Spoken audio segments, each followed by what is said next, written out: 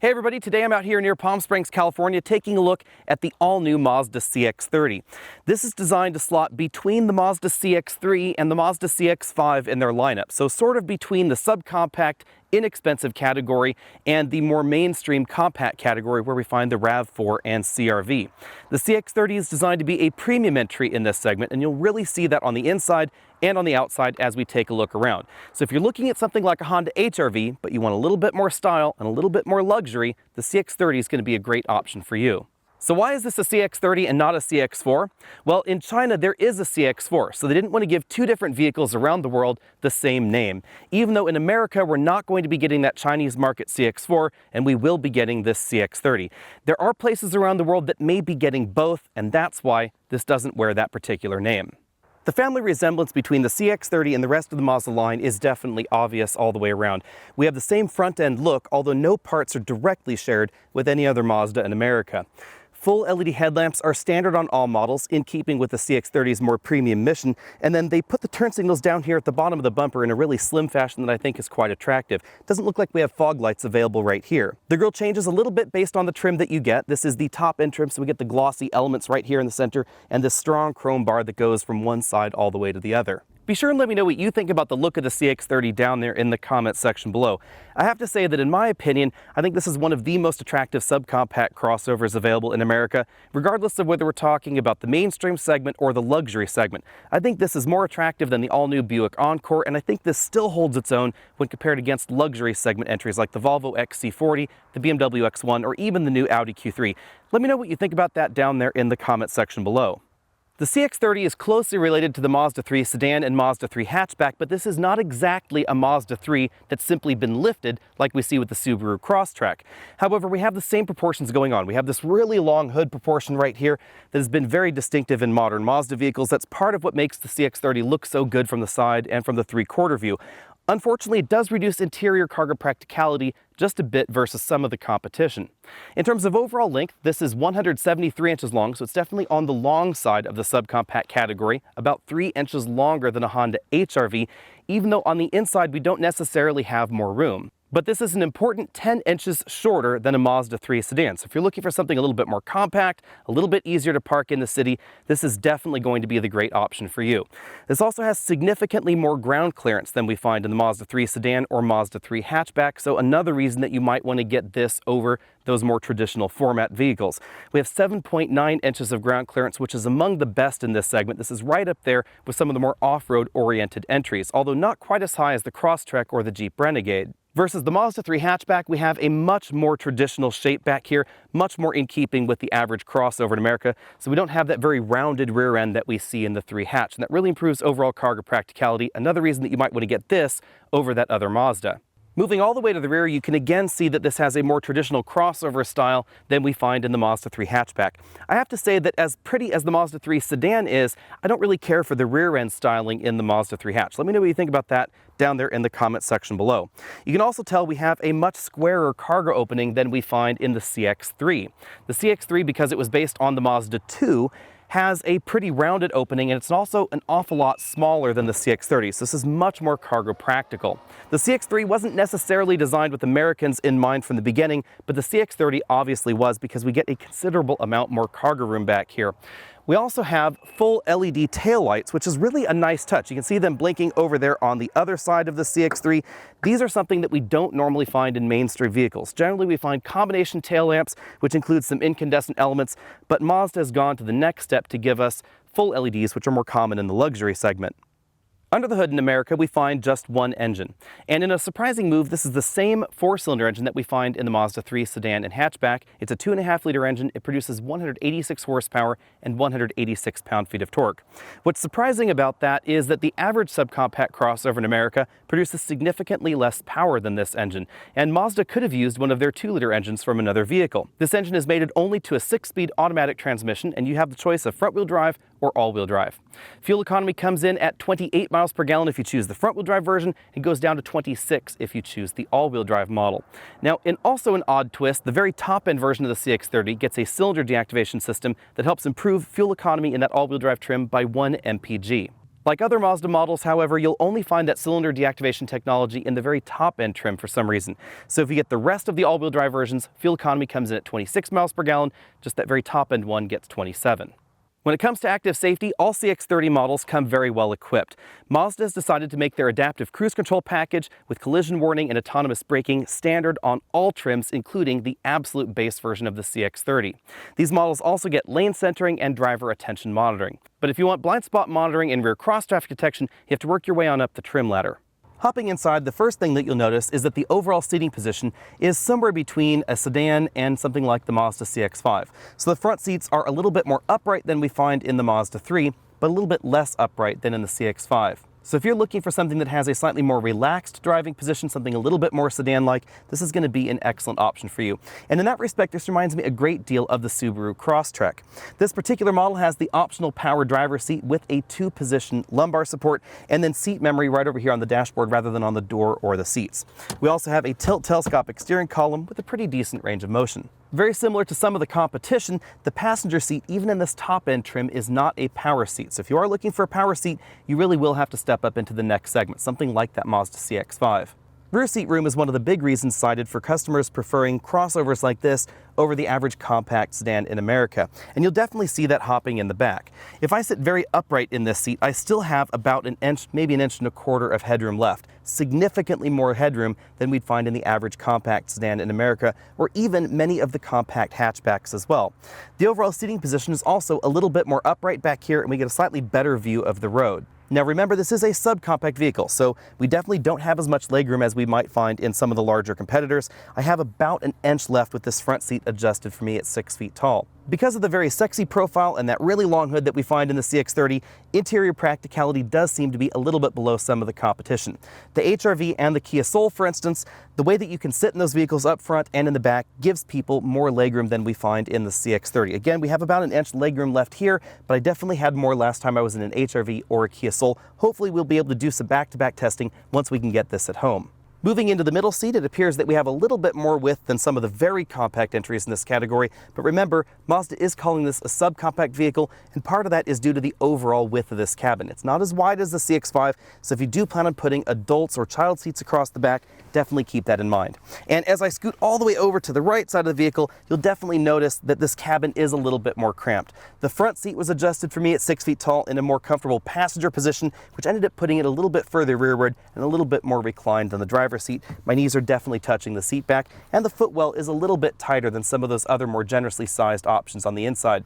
But again, headroom is definitely very generous back here, even in the center seating position. The rear seats fold in a 60-40 fashion, although they don't fold completely flat with the cargo area in the rear. There is a little bit of a ramp up to make it easier to push cargo right there onto the rear seat backs.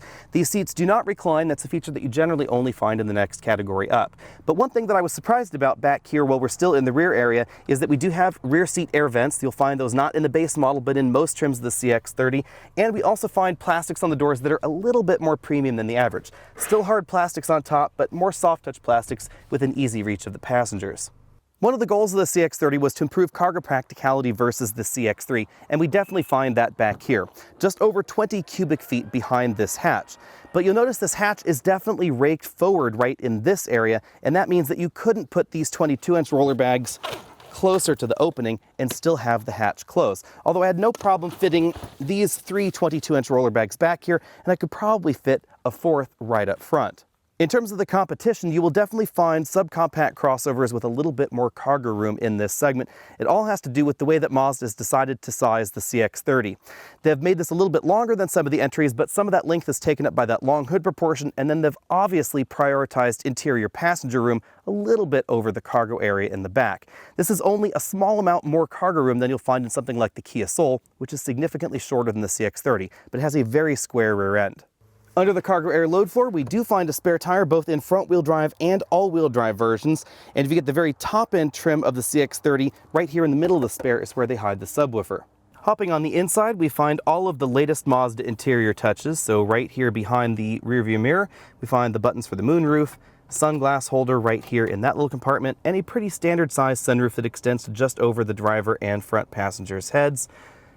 Over on the passenger side, we have height adjustable shoulder belts for both the driver and front passenger, and two-way adjustable headrests. These do not ratchet forward or backward in any way. This particular vehicle has the optional tri-tone interior. You can see that we have these very attractive white leather seats in this particular model, and as we move on over to the front door panels, we have a mixture of black and brown. Going in for a closer look, you can see that we have a little bit more bolstering on the side and bottoms of these seat cushions than we find in some of the competition. It's worth noting that although these seats are perforated, they're not active ventilated like we do find in some of the other Mazda models. Moving over to the front doors, we find that brown and black color combo. A lot of soft touch materials going on the front doors. It's a little bit unusual for this segment. And Mazda has positioned the Bose speakers in kind of an interesting way. They've put the mid-level speakers right here in the doors, and they've put the woofers in the cowling and in that footwell area right there rather than the door itself, giving us a larger storage compartment down there at the bottom of the front doors.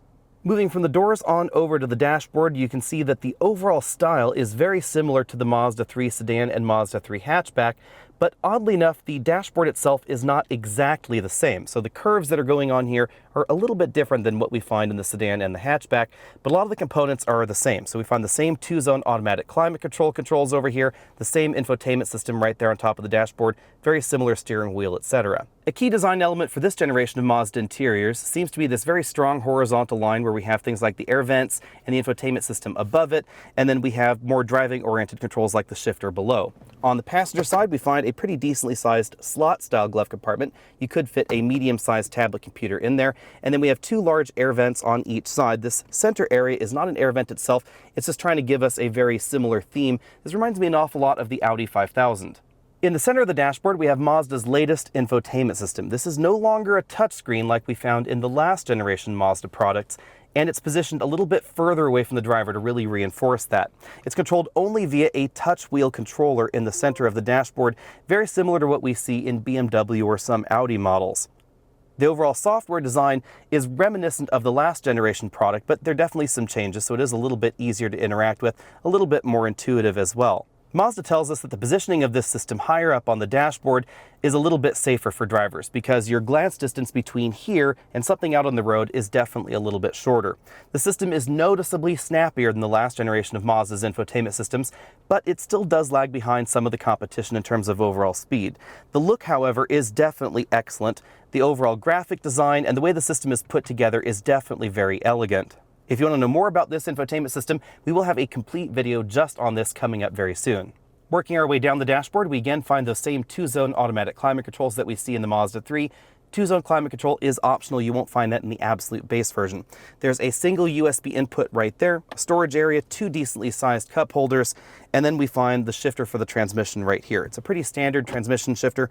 Drive is all the way back, manual mode over to the left. We push away from the driver for gear down, pull towards the driver for gear up, and we do have shift pedals on the back of the steering wheel. You find the sport drive mode selector to the left of that and the controller for that infotainment system behind. There's a rotary knob on top. It rotates around, clicks down to enter, and then we have some direct access buttons around it. We find the electric parking brake over here, auto brake hold, which is a nice touch. There's a favorites button over here, and then this is the power, volume, mute, and track forward backward button. You toggle it side to side like we see in some Audi models to go track forward backward and rotate around for the volume. Between the driver and front passenger, we have an armrest that slides forward and backward and opens at that extent right there to make it a little bit easier for people with shorter arms to open it. We have a USB interface for that infotainment system, as well as a 12-volt charge port right in there. The instrument cluster is one of Mazda's latest designs. It features a large color LCD right here in the middle of everything, along with a physical tachometer, engine temperature gauge, and fuel level gauge over here on the right. To help dress things up a little bit, there is a physical ring right in front of the LCD to give that speedometer more of an actual speedometer feel, but the display is still configurable, as you can see. One thing that I've noted before is that this display is not, however, as configurable as some other LCD displays in the industry, so you can't really change the theme. You can just toggle through the displays that we're seeing here. The steering wheel is a round design, borrowed out of the latest Mazda 3 as well. We have paddle shifters on the back, up on the right, down on the left. You'll find the controls for the radar adaptive cruise control over here on the right side of the steering wheel, and the infotainment over here on the left. The info button is how we roll through the different options in that multifunction LCD. From this angle, you can really see the positioning of the various displays in the vehicle. You can see that we have a heads-up display right there. It's a little bit difficult to see on the camera, but this is a windshield projected heads-up display, not a piece of plastic that folds out of the dashboard like some less expensive vehicles. Mazda's decided to separate the information given to the driver in kind of an interesting way.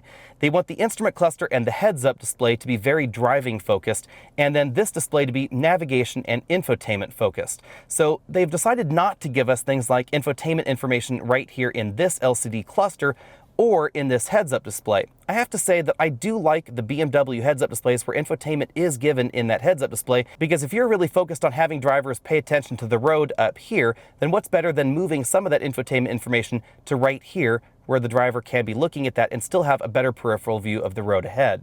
Although not exactly on Mazda's drive route, I was able to find a slightly more rugged road to test the CX-30 out on, and the ground clearance is definitely noticeable, as is the suspension tuning in the CX-30. We have nearly 8 inches of ground clearance, which is definitely a significant improvement over most of the subcompact crossovers in America, and it's going to make it easier to take this vehicle a little bit further off the beaten path.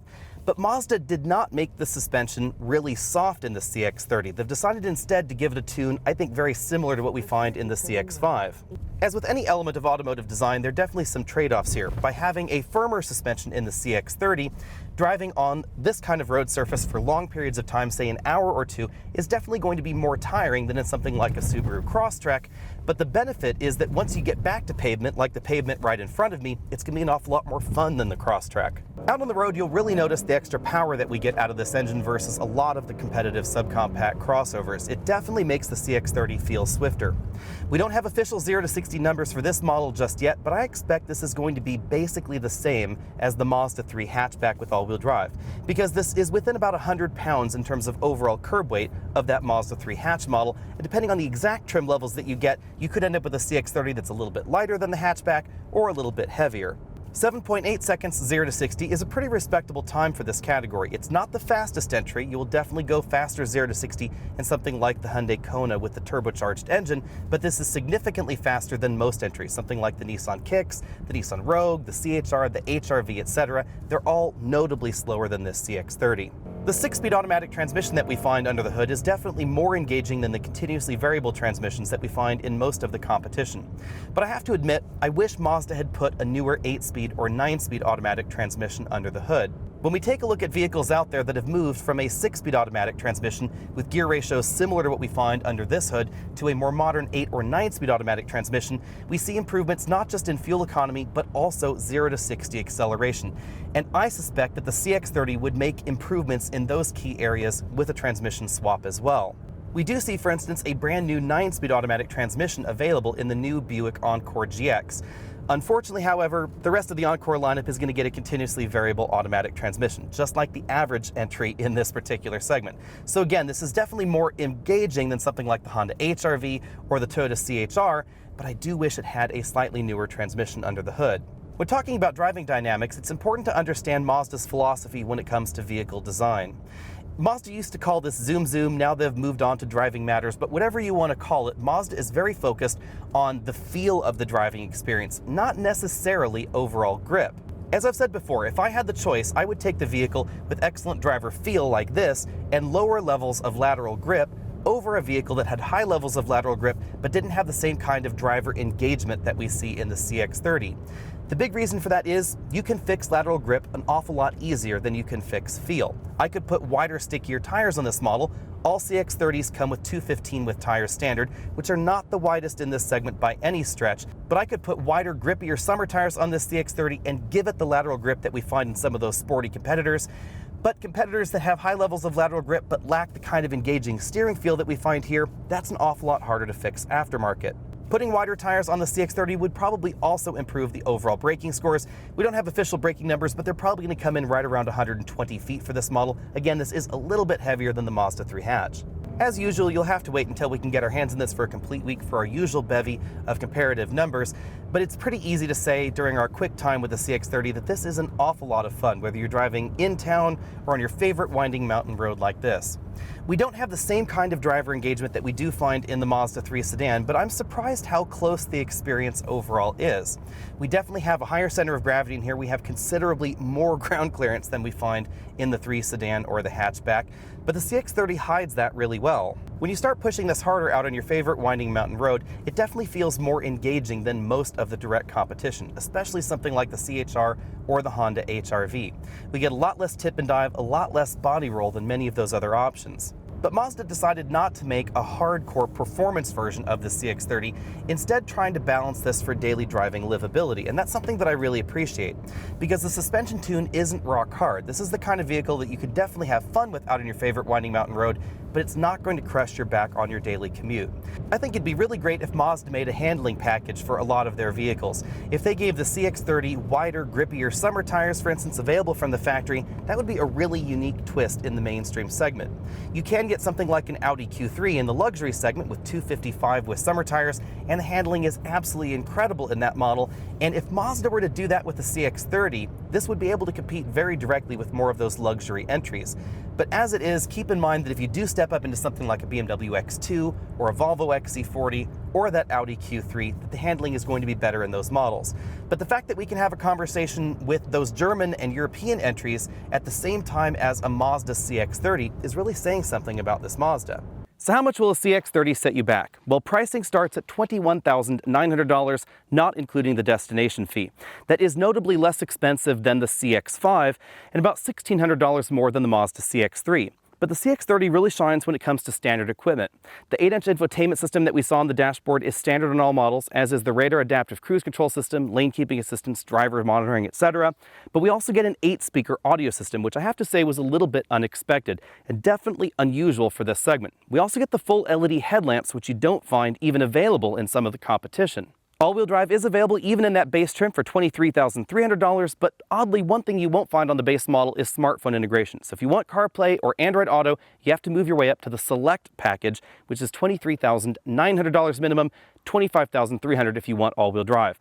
In addition to giving us Apple CarPlay and Android Auto, we also get the rear AC vents, the 2-zone automatic climate control, the leather steering wheel, 18-inch alloy wheels, and the blind spot monitoring system in the back. I think in reality, the Select package should be the minimum point of entry for the CX-30 because that's going to give you a lot of the features that shoppers are interested in. That automatic climate control, the leather steering wheel, etc. Personally, I think the best value is in the mid-level trim, $26,700. That gets you the Bose audio system that we experienced in this interior. We also get the power driver's seat, heated front seats, XM satellite radio, the gloss grille up front, which looks exactly like what we see in here, and a driver's memory system, which is definitely a nice touch in this segment as well.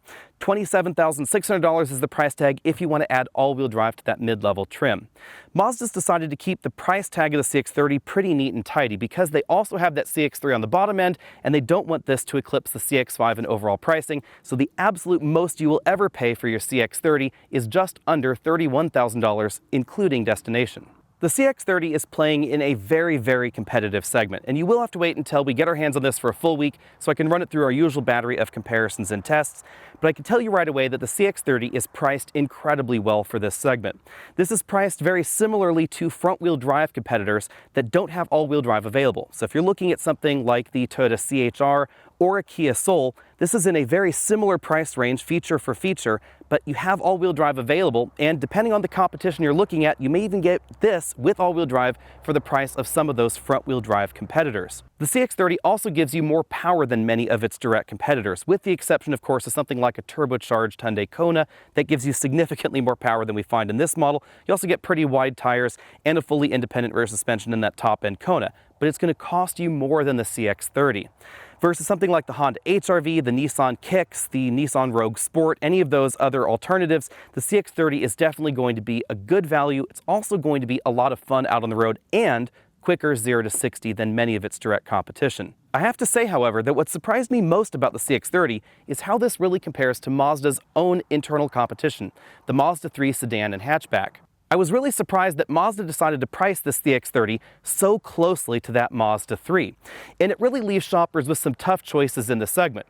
You can get the 3 hatch with all-wheel drive now, as you can the Mazda 3 sedan, but you won't find the same kind of off-road ability or cargo practicality as we find in the CX-30. We have nearly 8 inches of ground clearance, significantly more than we find in the 3 hatch, but this does not weigh significantly more than the sedan or the hatchback. The overall weight penalty for the CX-30 versus that hatch is about 100 pounds or so you're really not going to notice it out on the road, and because almost all that weight happens back there in the vehicle, it ends up giving this a slightly better weight balance than the Mazda 3 hatch. This doesn't handle quite as well as the Mazda 3 out on the road. You will notice that it's a little bit higher off the ground, but honestly, the difference is not terribly large. So I would say if you're shopping for a Mazda 3, cross the Mazda 3 off your shopping list and get the CX-30 instead.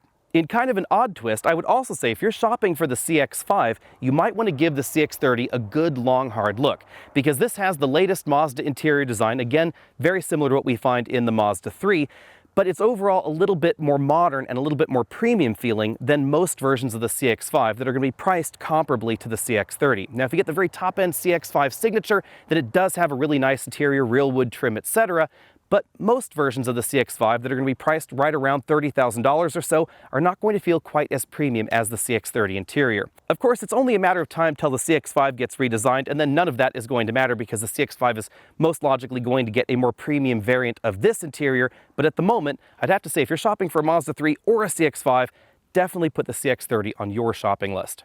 And of course, if you're just looking for one of the best looking small crossovers in America, you should definitely be looking at the CX-30. If you haven't already done so, hit that subscribe button down there at the bottom of your screen so you can be updated on all of our latest videos, including the full and complete review of this just as soon as we can get our hands on it for a week. In the meantime, you can also head over to facebook.com/AlexNautos to see what we're driving this week. Find us over at Twitter, Instagram, all those other social things, and I'll see you next week.